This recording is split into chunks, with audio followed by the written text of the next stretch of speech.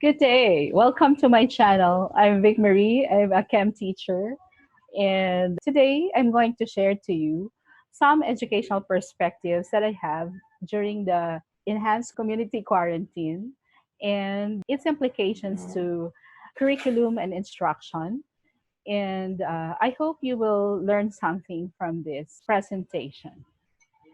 I made this title Meaningful Life Lessons During the ECQ Implications to Curriculum and Instruction. And this is good for science educators as well as those who are also in the education sector.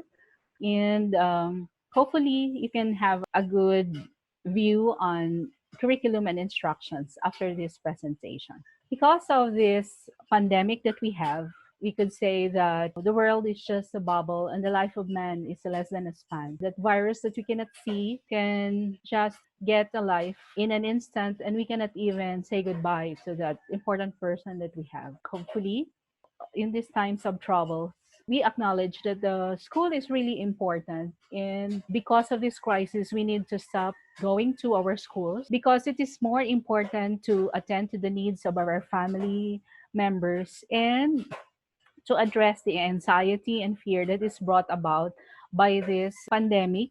And we wanted to stay healthy as we hopefully gain the momentum and back to our normal lives. So, based on Maslow's hierarchy of needs, we go back now to the more basic ones that we need for our family and for ourselves, which is physiological needs and our safety needs. But even if we are still in this quarantine period, we hopefully would like to keep ourselves well. And then we also have to look into how we'll be able to address our needs in terms of the teaching and learning processes that we need to also give to our students as well as to the education sector in general. So we have this virus that is facing like a ball, and then it has already affected how we able to prepare ourselves, like the hygiene, our social life, our health issues, our economics, governance, and our education, and how we will be able to deal with all these things because of just small material that we cannot even see and has already affected our lives. So most especially, we also ask ourselves, are we prepared to face this reality at the moment? And most importantly, we also have to reflect on, did we really prepare our students to face this type of real life? If you look into how does it affect our hygiene, the Department of Health teaches us that we need to wash our hands. So in a chemistry term, when you wash your hands, you need soap and water. In water, as a molecule, will have two types of atoms, which is oxygen, and two atoms of hydrogen. And this molecule is very important because it has a characteristic that is very important for us to understand. Like the electron distribution of this molecule is parted, and most of these electrons are towards the oxygen. That makes this molecule a more polar molecule. These characteristics of a polarity of this water molecule is very important for us to understand how we're going to fight for the big macro molecule that we're facing, which is the virus. So let me give you a basic examples on how a polar molecule like water is very important. So its polarity is very important for the solubility of the salt in sugar, and it is also dissolving vinegar. So that means that we also have this rule that like dissolves like. Vinegar is also a polar material. In case of oil in water, we know that tubis ang langis ay hindi magwawangi. So that means that water is polar, the big molecule, which is the oil, is non-polar. And no matter how we shake this one, how we stir this one, how we heat this material, they will not really mix together. They are immiscible because of their characteristics. Water is polar and oil is non-polar. So what is its implication to our real life? Water is polar and the oil is non-polar. So those oils are like the dirt that we have in our hands are non-polar. So in order to remove grease in your body, you need an emulsifying agent, which is a soap. And the soap has the structure, a very long chain of hydrocarbon, which is a non-polar, and then we have a polar head, which is the where you have your ions present. So in this case, the ions will now be attracted to the water, in the non-polar tail will be attracted to the grease, and when you will just rub it, and then you will be able to remove the grease from the surfaces. So that is very important principle when we are washing our hands. As I have said earlier, this is also applicable to the different stains that we have, like stains that are present in our clothes and how we are going to remove them. So like the greasy stains that I have mentioned, like oil, color stains, and butter, could easily be removed by some surfactants such as our detergents and our hand wash, and some of those like the anionic surfactants, the cationic surfactants, and the non-ionic surfactants are just very important for us to remove these molecules that are oily and having some stains. And like, example for that is butter. For other materials like tea, coffee, and red wine, these stains will not be easily removed by just your soap and your detergent, but they need something that is different. Like you need to have some oxidizing agents such as bleach, which contains hydrogen peroxide and peracetic acid, and this would remove these types of material. Its implication to us is that the things that we use as bleach material are also good for stains. They are also good in cleaning the surfaces that we have, because they have like 99.9% sure of cleaning the common viruses, bacteria, and fungi that are present in the surfaces, like the floors in bathrooms and any surfaces that we have. So the use of these types of bleaching material, which is diluted by the way, could also be a good response to the low supply of alcohol that we have. But this is not good for human consumption, only to the surfaces that you have in your homes and offices. Okay, another type of stains that are present is just like the big macromolecule stains, such as the blood, grass, and chocolates, could not also be removed by simple surfactant. So these ones would employ like different enzymes to cut these macromolecules in order for that to be removed. And these enzymes will have some polar head and non-polar tail that also needs these types of reaction. Its implication to the virus is that the SARS-CoV-2 virus is just like, contains this material, very large material, proteins that we will have. And then this one outside the body could not survive. But when it will be placed inside living host, which is the human body, it could cause destruction, starting from the symptoms of fever, cough, and some gastrointestinal problems. And then eventually, as reported, can cause pneumonia, severe acute respiratory syndrome, kidney failure, and death in just a very short time. So it can cause a lot of problems.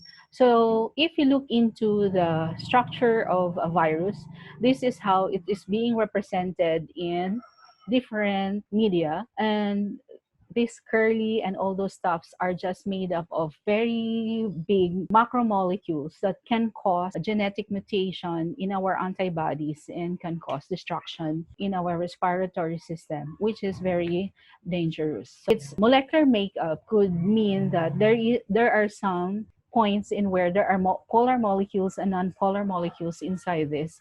And because it is a complex network, it's very difficult to destroy this one with just one material. So it needs a lot of study.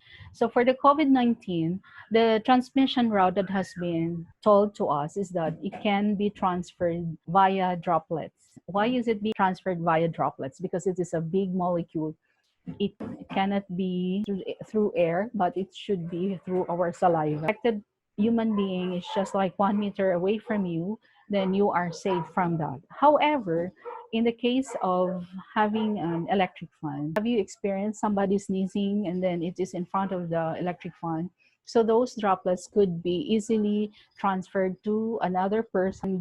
We don't know if it will directly having in contact with us with a near, but it has a greater probability of doing that. So imagine that case if we will have 60 students in a very cramped classroom and we only have like electric fans. If there will be students that are affected, then the probability of infecting everyone would be at a higher rate. Another one is through direct contact. And it is also possible to have an indirect contact with this virus in an enclosed place like the elevator. And the elevator is made up of steel walls and it is covered. And they said that it's like 8 hours before that virus could be dead in that kind of surface. We don't know which ones are infected and which of those places are infected. And if it is like 8 hours, then it will have a probability of giving more chances for people to be infected. In a classroom setting, if you will also be having that one in an enclosed place, then there is also many chances of being infected. Now, if you will have a 2 hour lecture or a 4 hour lecture in a classroom, then that is also posing a grave danger to everyone who is also there. So, kind of difficult to imagine if we will be facing that one. We would be making it like the second frontliners if we will be going back to our classroom. Now, this type of virus is just like composed of different proteins, which could be easily destroyed if it is outside a living host. It's very easy to denaturate a protein, like increasing the acidity or increasing the alkalinity of the environment in order for that to be destroyed, and also increasing the temperatures. At 58 degrees, this virus has been reported to be killed. It's also nice to, irradiate ourselves under the heat of the sun in order for us to be safe from this virus.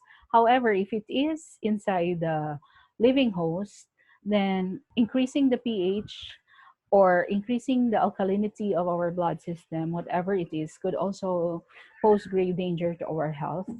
And we don't know how to increase temperature. So while we are at it, we need to take care of ourselves because it has also been reported that it takes 2 weeks for that virus to be incubated in the human body. So once you have it, it needs to be incubated in the body for 2 weeks. When you are infected, you need to boost your immune system.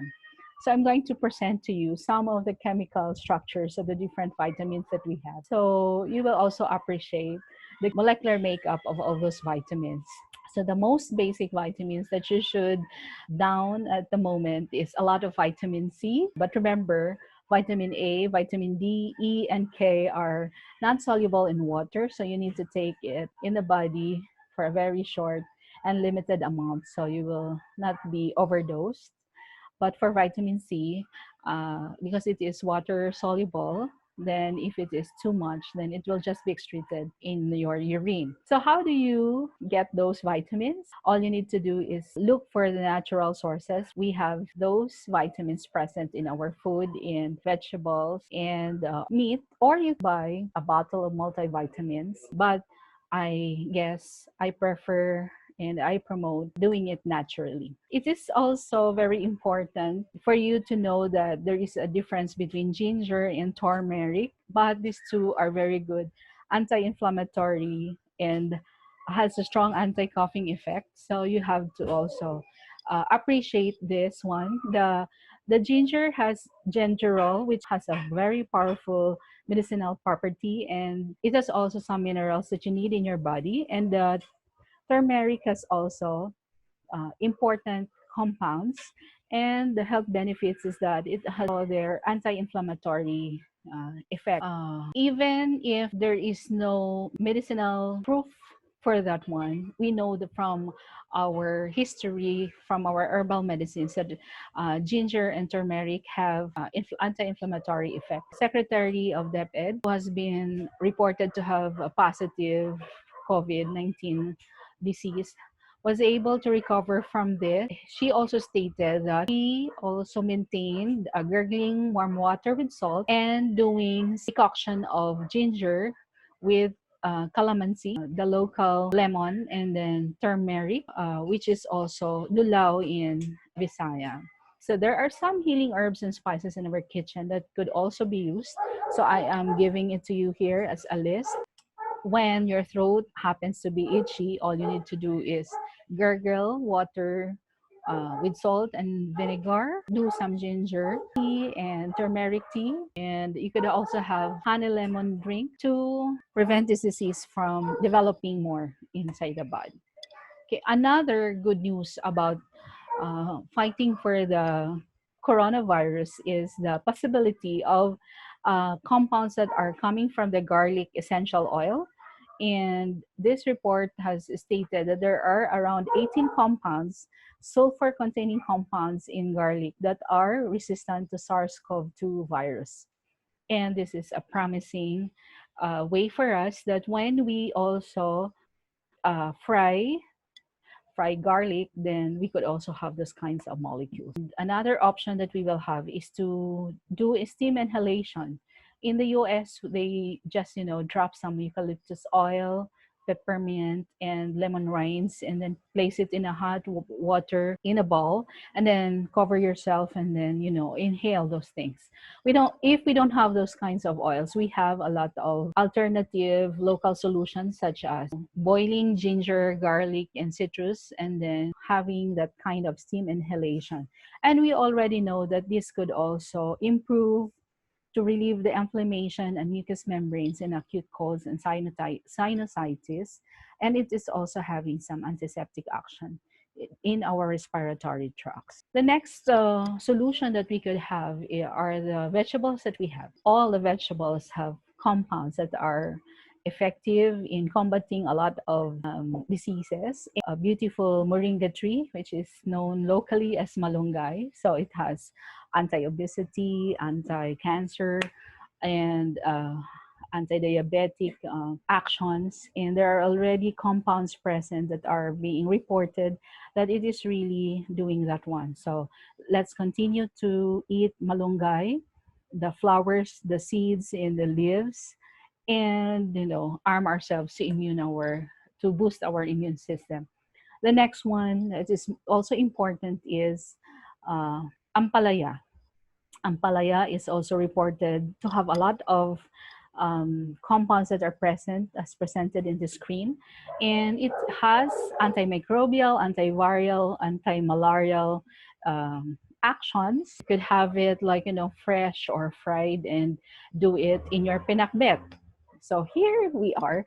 I'm going to propose to you that in your diet, you also include some fresh vegetable salads like, ampalaya, the radish and the carrot salad has the radish is having anti-cancer compounds, and carrots has lycopene, which is also good in vitamin A. And sometimes if you don't want to have some vinegar on it, you can have a lot of way of preparations like substituting it with calamansi or lemons. And those things could also extract some of those organic compounds from these vegetables. One thing that is also good is a very cheap food, the kamote top salad. So it's very easy to prepare. All you need to do is like, boil some water, drop those leaves in, and then get those leaves out. And then you will have that violet water. You have to keep that one and let it cool for a while. And then add some calamansi juice on it, add some honey and sugar, and that violet water would turn into a very nice, inviting kamote calamansi juice, a pink juice. And you could just add ice on it, and that's a very nice drink already. Or you could also add some turmeric to make it more yellowish in nature, and a lot of anti-inflammatory materials already. So for our local food, the tinolang chicken is already a good solution for those who are really, sick from fever, from flu, and because of those compounds that are present on the spices and herbs and the vegetables that are being added also in a Korean drama, that is the way they also treat their sick people in the old traditional way. We also go back to employing some of those local dishes that we have, because that is having a lot of compounds that might combat the virus that are present in the environment. So in terms of budget, the budget for your food that is now like for example, if you are buying two-piece chicken in a fast food chain, consider buying the ingredients and then cooking it for your family. You could already cook viands good for 3 to 4 persons. At this time of emergency, we need to tighten our budget, so you need to eat smart. Try to also consider eating healthy foods while we are waiting for the ECQ to be lifted. Another thing that is very important when we will have food delivery is that there might be a chance for food contamination, as well as, if you are buying spaghetti and it's like 48 degrees Celsius and you are having that delivered, there might be a chance that the height of temperature, the food will be spoiled. You cannot be so sure about it. During the CCQ, there are a lot of food rations that are being given by the government, and some of them are the noodles. All I need to do is to remind you that the noodles should be eaten in moderation and not too much, because too much love will kill us. Try to see for all those food labels that you have to read the labels and look for additional factors, ingredients that might contain some of the allergens that you need to avoid. And then important also is the manufacturing date, and most especially the expiry date of all those foods that you are buying,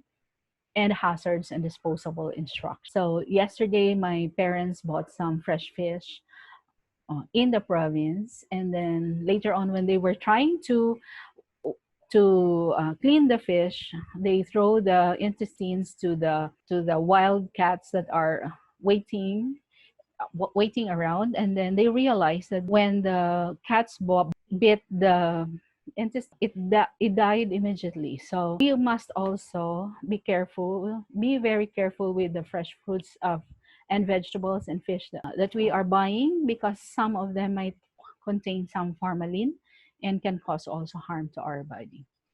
Other social issues that I've seen reported in the news is that because we are very scared of the virus, we need to protect our children, like, placing plastics for them in order for them to be safe.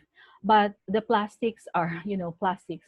Air cannot pass through, and it might cause suffocation to your children. So the best thing for our children is to stay at home and never bring them in the public places. Bringing them in the public places in that kind of gear would be more dangerous to their health. The next one is, there was also a report about some of our countrymen who were really very innovative in their drinking sessions, that there is an alcohol ban at the moment, so they were using like denatured alcohol as their in their drinking spree.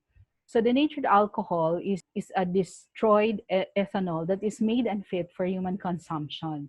So it is being added with chemicals that could harm the body. So, and the thinner is also flammable and harmful, and even its vapor is harmful to the bodies. Make sure to inform our friends, our neighbors, that denatured alcohol is not consumable alcohol. The consumable alcohol is only like 40% alcohol that is acceptable in the body, and this is report 80 proof, then that is like 40% alcohol. If it is already 70% alcohol, then just like the isopropyl alcohol, that is already used as an antiseptic and disinfectant, and it is not good for drinking spree. We need to light our life, right? So let's be reminded that excess of everything is bad. Excess of sugar causes diabetes, excess of salt causes high blood pressure, and excess of love causes heartbreak. Excess of Korean novella is also